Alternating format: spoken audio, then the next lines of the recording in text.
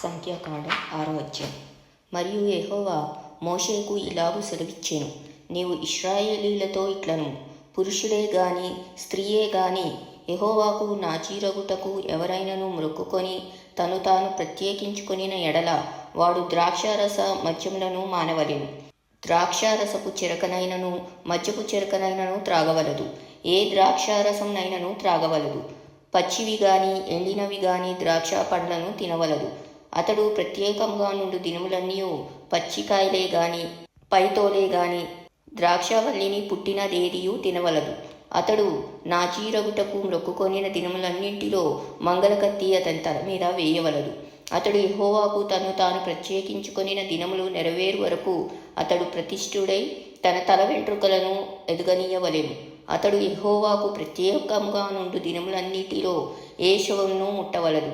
తన దేవునికి మీదు కట్టబడిన తల వెంట్రుకలు అతని తల మీద నుండును గనక అతని తండ్రి గాని తల్లి గాని సహోదరుడు గాని సహోదరి గాని చనిపోయినను వారిని బట్టి అతడు తను తాను అపవిత్రపరచుకొనవలదు.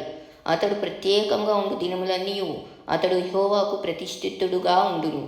ఒకడు అతని యొద్ద హఠాత్తుగా చనిపోవటం వలన ప్రత్యేకంగా ఉండువాని తల అపవిత్రపరచబడిన ఎడల అతడు పవిత్రపరచబడు దినమున అనగా 7వ దినమున తన తల గొరిగించుకొనవలెను. 8వ దినమున అతడు 2 తెల్ల గువ్వలనైనను 2 పౌరపు పిల్లలనైనను ప్రత్యక్షపు గుడారం యొక్క ద్వారం నొద్దనున్న యాజకుని యొద్దకు తేవలెను.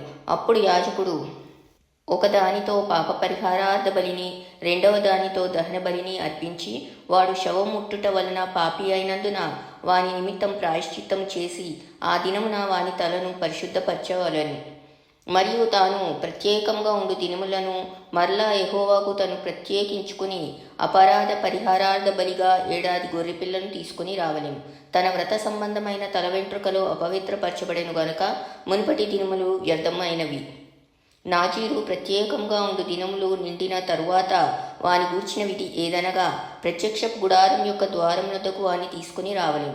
అప్పుడు అతడు దహన బలిగాను నిర్దోషమైన 7 మగ గొర్రెపిల్లను, పాప పరిహారార్థ బలిగాను నిర్దోషమైన 7 ఆడు గొర్రెపిల్లను, సమాధాన బలిగాను నిర్దోషమైన 1 పొటేలును, గంపెడు పొంగని పిండి అనగా గోధుమ పిండి వంటలను, నూనె కలిపిన గోధుమ పిండితో చేసిన భక్ష్యములను, నూనె పూసిన పొంగని పూరీలను, వాటి నైవేద్యమును పానార్పణములను అర్పణంగా యెహోవా యొద్దకు తేవలెను.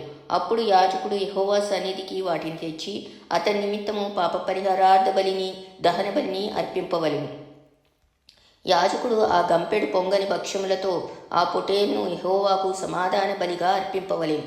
వాని నైవేద్యమును వాని పానార్పణమును అర్పింపవలెను. అప్పుడు ఆ నాజీరు ప్రత్యక్షపు గుడారం యొక్క ద్వారం వద్ద తన వ్రత సంబంధమైన తన తల వెంట్రుకలు గొరిగించుకొని ఆ వ్రత సంబంధమైన తన తల వెంట్రుకలు తీసుకొని సమాధాన బలి ద్రవ్యం క్రిందనున్న అగ్నిలో వేయవలెను. మరియు యాజకుడు ఆ పొటేలు యొక్క వండిన జబ్బను, ఆ గంపలో నుండి పొంగని 1 భక్ష్యమును, పొంగని 1 పూరీని తీసుకొని నాజీరు తన వ్రత సంబంధమైన వెంట్రుకలు గొరిగించుకొనిన పిమ్మట అతని చేతుల మీద వాటిని ఉంచవలెను. తర్వాత యాజకుడు యెహోవా సన్నిధిని అల్లాడింపబడు అర్పణముగా వాటిని అల్లాడింపవలెను. అల్లాడింపబడు బోరతోనూ ప్రతిష్ఠితమైన జబ్బతోనూ అది యాజకునికి ప్రతిష్ఠితమగును. తరువాత ఆ నాజీరు ద్రాక్షారసం త్రాగవచ్చును. మ్రొక్కుకొనిన నాజీరు తన కలిమి కొలిది ఇచ్చుదాని గూర్చిన విధియు, అతడు నాజీరై ఉన్నందున యెహోవాకు అర్పింపవలసిన దాని గూర్చిన విధియు ఇదే. తాను మ్రొక్కుకొనిన మ్రొక్కుబడి చొప్పున నాజీరును గూర్చిన విధిని బట్టి ఇది అంతయు చేయవలనని చెప్పుము. యెహోవా మోషేకు ఈలాగు సెలవిచ్చెను, నీవు అహరోనుతోనూ అతని కుమారులతోనూ ఇలాగను మీరు ఇశ్రాయేలీయులను ఇలాగు దీవింపవలెను. యెహోవా నిన్ను ఆశీర్వదించి నిన్ను కాపాడునుగాక. యెహోవా నీకు తన సన్నిధిని ప్రకాశింపచేసి నిన్ను కరుణించునుగాక. యెహోవా నీ మీద తన సన్నిధి కాంతి ఉదయింపచేసి నీకు సమాధానము కలుగచేయునుగాక. అట్లు వారు ఇశ్రాయేలీయుల మీద నా నామమును ఉచ్చరించుట వలన నేను వారిని ఆశీర్వదించెదను.